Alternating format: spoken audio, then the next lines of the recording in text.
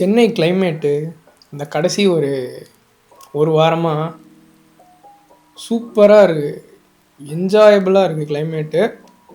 ஒரு நல்ல black coffee. Welcome once again to போகிற போக்கில் பாட்காஸ்ட். அண்ட் இந்த வீடியோவில் வந்து நம்ம டியூட் படத்தை பற்றி ஒரு சின்ன டிஸ்கஷன் பண்ண போகிறோம்.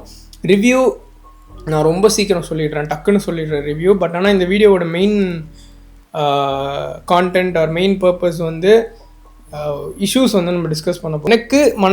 எனக்கு இதை பற்றி பேசணுன்னு ஒரு இது இருந்துச்சு, அதனால் நான் இதை வந்து இந்த வீடியோவில் நான் பேசுகிறேன்.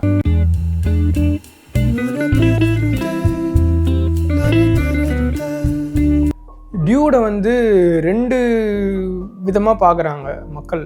எனக்கு வந்து ஒரு ஜாலியான படம் பார்க்கணும் அப்படின்னாலும் டியூட் இருக்குது. டியூடில் வந்து மெசேஜ் சொல்கிற படமாகவும் டியூட் படத்தை பார்க்குறாங்க. எனக்கு டியூடு ஒரு டீசெண்டான ஃபிலிமாக தெரிஞ்சுது. அதாவது ஒரு வாட்ச் பண்ணலாம், உட்காந்தா ஸ்டார்ட் டு எண்ட் வரைக்கும் போர் அடிக்காமல் ஒரு வாட்ச் பண்ணலாம். பட் அந்த விஷயத்தில் கூட பிரதீப் வந்து இதில் கொஞ்சம் ரொம்ப ஓவர் போர்டாக போயிட்டாரோ அப்படின்னு தோணுச்சு. லவ் டுடேல தான் நம்ம பிரதீப்பை வந்து ஒரு பெர்ஃபார்மராக பார்த்தோம்.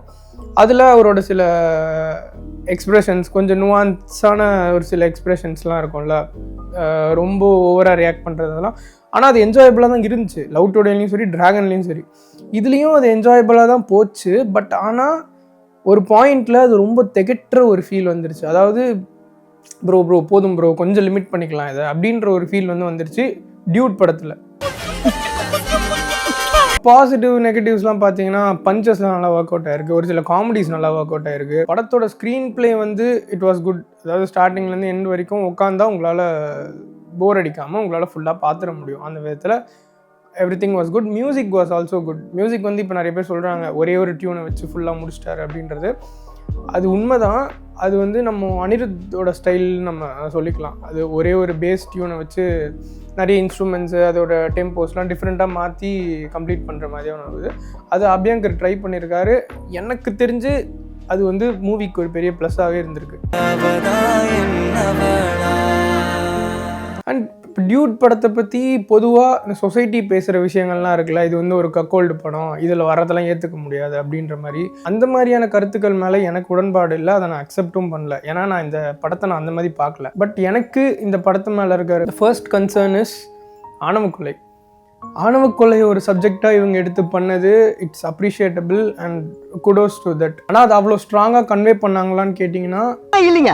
இப்போது காஸ்டிஸ்டாக இருக்க ஒருத்தன் இந்த படத்தை பார்த்து திருந்துவானான்னு கேட்டால் இல்லைங்க. ஆனால் இந்த படத்தை பார்த்தா அட்லீஸ்ட் அவனுக்கு ஒரு இம்பாக்டாவது கிரியேட் ஆகுமான்னு கேட்டால் இல்லைங்க. என்னையா நீ எது கேட்டாலும் இல்லைங்கிற. இந்த ஆணவக்கொலை மாதிரி ஒரு தப்பை பண்ணிட்டு ஒருத்தனுக்கு ஒரு நெருக்கடி வருது, அவன் ஸ்ட்ரகிள் பண்ணுறான், அவனை வந்து இந்த சொசைட்டி வந்து ஒரு மாதிரி கஷ்டத்தை நோக்கி தள்ளுது, ஒரு ப்ரெஷர் போடுது, அந்த மாதிரி காமிச்சிருந்தா வச்சு அட்லீஸ்ட் ஒரு சின்ன இம்பேக்ட் வந்து கிரியேட் ஆகிருக்கும் இந்த தப்பை பண்ணுறவன், இன்னொன்று காஸ்டிஸ்டாக இருக்கவனுக்கு.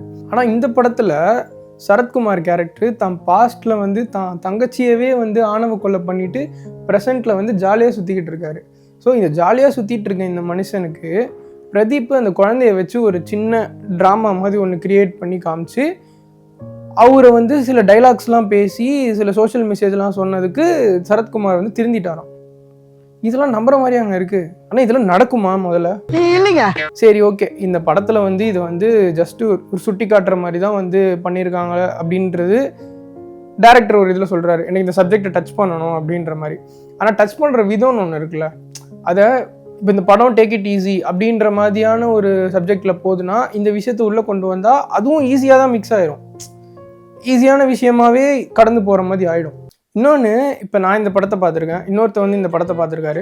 ஜென்ரலாக பேசுகிறோன்னு வைங்களேன், கேட்குறாரு என்ன ப்ரோ படம் எப்படி இருந்துச்சு, பிடிச்சிருந்துச்சா அப்படின்னா வந்து இல்லை ப்ரோ அவ்வளோ இன்ட்ரெஸ்டிங்காக இல்லை, எனக்கு இது அவ்வளோ செட் ஆகலை அப்படின்னு சொன்னால், ப்ரோ என்ன ப்ரோ இப்படி ஒரு சப்ஜெக்டை பேசியிருக்காங்க, ஆணவக்கொலைன்ற ஒரு விஷயத்தை வந்து பேசியிருக்காங்க, நீங்கள் என்னன்னா இன்ட்ரெஸ்டிங்காக இல்லை அப்படின்றீங்க. இப்போ அந்த விஷயத்தை பற்றி அவங்க பேசியிருக்காங்களே, அதை தான் வந்து இவர் சொல்கிறாரு. இப்போ நான் வந்து இப்படி பேசுகிறேன், அந்த விஷயத்தை பற்றி இப்படி பேசியிருக்காங்க, இது வந்து இப்படி சொல்லியிருக்கலாம் அப்படி சொல்லியிருக்கலாம்னு கேட்டால், ப்ரோ டியூட் வந்து ஒரு ஜாலியான படம் ப்ரோ, அங்கே வந்துட்டு நீங்கள் இதெல்லாம் பேசுகிறீங்க. டேய் இவன் சௌரிய பேசுவான், ஒன்று அந்த எக்ஸ்டெண்டில் பேசணும். இல்லை ப்ரோ டியூட் வந்து ஜாலியான படம், நான் இப்படி பார்த்தேன், இப்படி பிடிச்சிருந்துச்சு, அப்படி பேசிட்டு விட்டுறணும். இல்லை ப்ரோ டியூட் வந்து இந்த சோஷியல் மெசேஜ் சொல்லியிருக்காங்க, அதை பற்றி நம்ம ஒரு ஆர்கானிக்கான ஒரு டிஸ்கஷன் பண்ணுறோன்னா இல்லை இப்படி சொல்லியிருக்கலாம் அப்படி சொல்லியிருக்கலாம், நம்ம அக்செப்ட் பண்ணிக்கிறது, டிஃபெண்ட் பண்ணுறது, அதெல்லாம் பண்ணிட்டு போயிடணும். நான் இப்படி பேசினா இவன் அப்படி பேசுகிறான், அவன் அப்படி பேசுகிறானே நான் அப்படி போய் பேசினா இவன் இப்படி பேசுகிறான். இந்த மாதிரி அந்த மாதிரி எந்த மாதிரியும் வேணாம், ஒரே மாதிரி. நெக்ஸ்ட்டு குரல். ஃபர்ஸ்ட் குரல், அதாவது மமிதா பைஜு ப்ளே பண்ண கேரக்டர். தேவ்தாஸ் சார், நீங்க ஏன் இவ்வளோ எனக்கு பண்றீங்க? சில பேர் வந்து சொன்னாங்க இவங்க வந்து பிரதீப் அகன்ல வந்து லவ் பண்ணிட்டு அவன் இல்லைன்னும் வேற ஒருத்தன் கூட வந்து ப்ரெக்னென்ட் ஆயிட்டாங்க அப்படின்றது. எனக்கு அதில் எந்த ஒரு உடன்பாடுமே கிடையாது. ஏன் சொல்கிறேன்னா, பிரதீப்பை அவங்க லவ் பண்ணாங்க, பிரதீப்பு எனக்கு ஃபீலிங்ஸ் இல்லை அப்படின்னு சொல்லிட்டு விட்டுட்டாரு. ஸோ பிரதீப்புக்கும் அவங்களுக்குமான லவ் சாப்டர் அங்கேயே முடிஞ்சு. அதுக்கப்புறம் அவங்க யாரை லவ் பண்ணாலும் சரி, யார் கூட ப்ரெக்னென்ட் ஆனாலும் சரி, அதில் என்ன பிரச்சனை இருக்குது, அதில் என்ன தப்பு இருக்குதுன்னு சொல்லிட்டு இவங்க பேசுகிறாங்கன்னு எனக்கு புரியல. கக்கோல்டு இப்படிலாம் வேறு பேசுகிறாங்க இந்த விஷயத்த.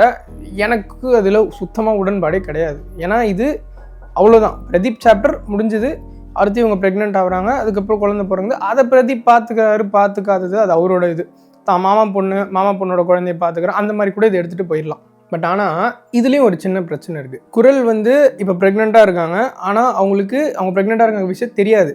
ஆனால் ப்ரெக்னென்ட் ஆக்க after everything happen between Kural and her boyfriend. குரலுக்கும் அவன் பாய் ஃப்ரெண்டுக்கும் ப்ரெக்னென்ட் ஆகிறதுக்கான விஷயங்கள்லாம் நடந்ததுக்கு அப்புறம் she still has a confusion whether to choose Agan or her bye friend.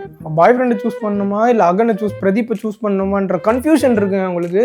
எம்மா என்னம்மா இது அந்த மாதிரியான ஒரு மொமெண்ட் அது. விடுங்க, இதை சொல்ல போனால் ஜாலியான படம்னுவாங்க, அதை அப்படியே எடுத்துக்கலாம் ஜாலியாகவே. இன்னொன்று வந்து பிளிப் சாவர்ஸ் வந்து அவரோட வீடியோவில் ஒரு விஷயம் சொல்லியிருப்பார். என்னென்னா, இப்போது பிரதீப்புக்கும் இவங்களுக்கும் ஃபேக் மேரேஜ் ஆகிடும். பிரதீப் வந்து குரலை தான் பாய் ஃப்ரெண்ட் கூட சேர்த்து வைக்கிறதுக்கான விஷயங்கள்லாம் பண்ணிகிட்ருப்பாங்க. அதாவது இவங்களை வெளியூர் மூவ் பண்ணுறதுக்கான இந்த பாஸ்போர்ட் வீசா ஃபார்மாலிட்டிஸ்லாம் பண்ணி அனுப்பிச்சி வைக்கிறதுக்கு போயிட்டுருக்கப்போ தான் ஒரு சீனுக்கு முன்னாடி குரலுக்கு தெரிய வரும். அதாவது பிரதீப் வந்து உண்மையாலே குரலை லவ் பண்ணார் அப்படின்னு சொல்லிட்டு. ஸோ அந்த மொமெண்ட்டில் குரல் என்ன டிசைட் பண்ணுவாங்கன்னா, அகன் பிரதீப்புக்கு ஒரு பொண்ணை பார்த்து செட் பண்ணிட்டு தான் நான் இந்த ஊரை விட்டு வெளில போவேன் அப்படின்னு சொல்கிறது. அது வந்து எனக்கு எமோஷ்னலாக அந்த விஷயம் கரெக்டாக இருந்தாலும் ப்ராக்டிக்கலாக எப்படி அது செட் ஆகும்? இப்போ உங்களை பிரதீப் ரிஜெக்ட் பண்ணதுக்கு யூ டுக் சம் டைம், நீங்கள் வந்து இங்கேருந்து வெளியூர் போனீங்க, யூ ஹீல்ட் ஆர் வாட் எவர், அதெல்லாம் காமிக்கல இந்த இடத்துல. பிரதீப் அதாவது Agan will also need a healing time. அவரே மூவ் பண்ணிப்பார். அவருக்கு என்ன அடுத்து சூஸ் பண்ணணும்னு தெரியும், அவருக்கு தான் லைஃப் எப்படி மூவ் பண்ணணுன்றது தெரியும். அந்த இடத்துல இவங்க வந்து இன்டரப்ட் பண்ணி நான் உனக்கு செட் பண்ணி வச்சுட்டு தான் இந்த ஊரை விட்டு போவேன்னு சொல்கிறது கொஞ்சம் முட்டாள்தனமாக இருந்தது. ஒன் மோர் திங் தட் எனக்கு அதில் ஒரு சின்ன கன்சர்ன் இருக்குன்ற மாதிரி விஷயம் என்னென்னா, இந்த தாலி சென்டிமெண்ட்டுன்ற மாதிரி ஒரு விஷயம் வந்து சொல்லியிருப்பாங்க. அதாவது தாலி is not important, but the people behind it, the emotions behind it, அது மட்டும் தான் இம்பார்ட்டன்ட் அப்படின்னு சொல்லிட்டு. அந்த point is a valid point, அது கரெக்டான பாயிண்ட் தான். ஆனால் இந்த தாலின்ற ஒரு ரோப்பை வந்து அப்படியே ஏதோ ஒன்றுன்ற மாதிரி நம்ம தூக்கி போட்டுற முடியாது, இதில் எதுவுமே கிடையாது அப்படின்ற மாதிரி. அது வந்து பீப்புளோட ஒரு பிலீஃப். தாலின்றது இப்போது ஒருத்தவங்க கிட்ட உட்காந்து கேட்டாலே வந்து அதில் எதுவுமே இல்லை, அது ஒரு ரோப் தான்ன்றது தெரியும். ஆனால் அதில் ஒரு பிலீஃப் இருக்குல்ல எல்லாருக்கும். இப்போது எப்படி இப்போ கடவுள் நம்பிக்கை இருக்குது, கோவிலுக்கு போயிட்டு ஒருத்தன் சாமி கும்பிடுறான்னா அவன் வந்து அந்த ஒரு கல்லை தான் வந்து சாமின்னு நினச்சி கும்பிடுறான். அதில் சாமி இருக்குது இல்லை, கடவுள் இருக்குது இல்லைன்றது இல்லை, அவனோட பிலீஃப் அதில் இருக்குது. அது முன்னாடி கையை கோப்பி அவன் வந்து ப்ரே பண்ணுறான். இன்னொரு கும்பல் தனக்குள்ளே தான் கடவுள் இருக்குன்னு சொல்லிட்டு வீட்டிலே ப்ரே பண்ணுறவங்க இருக்காங்க, அப்படியும் இருக்காங்க. கிறிஸ்டியன்ஸ் பார்த்தீங்கன்னா தன் பைபிளை வந்து கடவுளாக இது பண்ணுவாங்க, சிலுவையை வந்து கடவுளாக இது பண்ணுவாங்க அப்படின்றது. அவங்களோட பிலீஃப் என்னென்னா, அந்த புக்கோ இல்லை அந்த சிலுவையோ வந்து தான் கடவுளான்னு நினச்சி பிலீவ் பண்ணுறாங்க. ஓகேவா? அந்த மாதிரி தான் இதுவும். இது புரியுதான்னு தெரில. அந்த ரோப் வந்து it's just a simple of belief. அவங்க பிலீவ் பண்ணுற விஷயத்துக்கு அது ஒரு சிம்பிள். நம்ம அதை பிலீவ் பண்ணலன்றதுனால அதை ஈஸியாக உதறிட முடியாது. இது வந்து இந்த படத்தில் இப்படி தான் கன்வே பண்ண வந்தாங்களான்றது எனக்கு தெரில. பட் ஆனால் நிறைய பேர் இதை அப்படி அண்டர்ஸ்டாண்ட் பண்ணி வச்சுருக்காங்கன்றதுக்காக நான் சொல்லலை. I'm not blaming Keertheeswaran brother or any one who is involve in this film. ஆனால் அப்படி ஒரு நோக்கத்தில் தான் அது வந்து எடுக்கப்பட்டிருந்தாங்கன்னா எனக்கு அதில் உடன்பாடு கிடையாது. இப்போ நான் வந்து அந்த ரோப்பை நம்பலை, அந்த ரோப்புக்கு பின்னாடி இருக்க ஹியூமன் திங்ஸ் தான் வந்து முக்கியம் அப்படின்னு நினச்சா அது எனக்குள்ளே இருக்க வேண்டிய விஷயம், நான் அதை சொல்லலாம். ஆனால் இந்த ரோப்பில் ஒன்றுமே இல்லை, இதை உதறிட்டு அதுக்கப்புறம் தான் விஷயங்கள் இருக்குது அப்படின்றது பேசுகிறதுல எனக்கு உடன்பாடு கிடையாது. It's like breaking someone's belief on that rope or whatever அதை நம்புகிற விஷயத்தை வந்து உடைக்கிற மாதிரியான விஷயம். இதுதான் நான் பேசுவேன் இந்த கன்சர்ன்ஸ், என்னோட தாட்ஸ் ஆன் திஸ் ஃபிலிம். மித்தபடி Dude is a good film, it's a decent watch film. எனக்கு இந்த படத்தை கீர்த்தீஸ்வரன் கொண்டு போன விதம் ரொம்ப பிடிச்சிருந்துச்சு. பிரதீப்பும் நல்லாவே ஹேண்டில் பண்ணியிருக்காரு. Other than his over expressions or ஓவரான திங்ஸ், அது கொஞ்சம் திகட்டுற ஃபீல் வந்துச்சு. மித்தபடி every one did their job very good in this film. மமிதாவோட கேரக்டர் அது கொஞ்சம் சேலஞ்சிங்கான ரோல் தான், அதை அக்செப்ட் பண்ணி அவங்க கொண்டு போன விதம் நல்லா இருந்துச்சு. Sai Abhyankar music was really good. போட்டு ஆனால் இன்னும் போட்டு அடிச்சுட்டு தான் இருக்காங்க, ஏன்னு தெரில. அவ்வளோதான். டியூட் இன்னும் பார்க்கலன்னா கண்டிப்பாக போய் பாருங்கள். நம்ம அடுத்த வீடியோ வந்து பைசன் பற்றி இருக்கும். Bison I was totally impressed. அதை வந்து நான் அந்த வீடியோவில் நான் பேசுகிறேன். So that's it for this video. மறக்காமல் சப்ஸ்கிரைப் பண்ணுங்கள். Will see you in my next video. அந்த இது ட்ரை பண்ணலாமா?